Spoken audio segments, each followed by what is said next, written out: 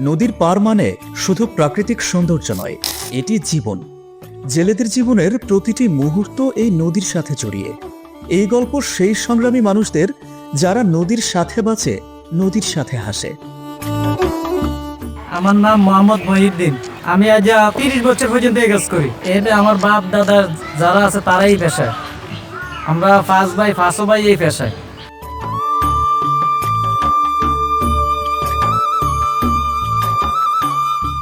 নৌকা তাদের জন্য শুধু যানের মাধ্যম নয়, এটি তাদের জীবনের ভিত্তি।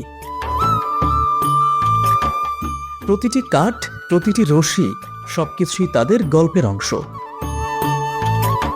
আমি পেশায় একজন কাঠমিস্ত্রি।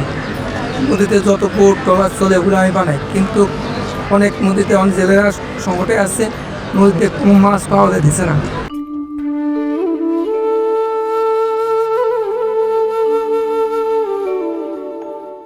নদীর পাড়ের এই গ্রামগুলোই জেলেদের ঘর। এখানেই তারা বড় হয়, এখানেই তাদের নতুন প্রজন্ম বেড়ে ওঠে। নদীর কাছাকাছি থাকা মানে প্রকৃতির সাথে তাল মিলিয়ে বেঁচে থাকা।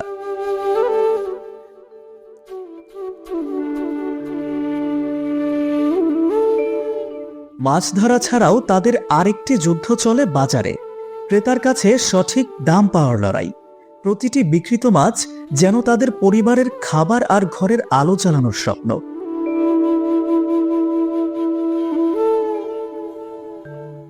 নদীর আশেপাশে শুধু জেলে নয়, অনেক যাযাবর মানুষও তাদের জীবনের পথে হাঁটছে। তারা প্রকৃতির উপর নির্ভর করে বেঁচে থাকে, নদীর কোলেই খুঁজে পায় তাদের আশ্রয়। নদীতে আমরা ঝড় তুফান আমার সব মাথার ফিটে যায়। ঝড় তুফানের নদীতে থাকি, আবার বড়াদের বান তুফান হইলে আবার খালে আয়া পড়ি। নৌ পুলিশ তারে আমাকে এই জাল ফরবার নিয়ে আমরা আমাকে ভোগান্তিতে চলাকালীন আমাকে তো এই সরকার দেয় দিল, আমাকে যারা তরে আছে তারা পায়, জেলা পরিচিত যারা জেলে তারা তেমন পায় না।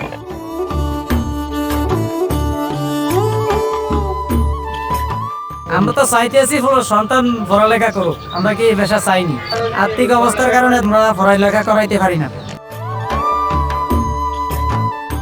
নদী শুধু জল নয়, এটি জীবন, এটি সংগ্রামের প্রতীক, এটি মানুষের গল্প।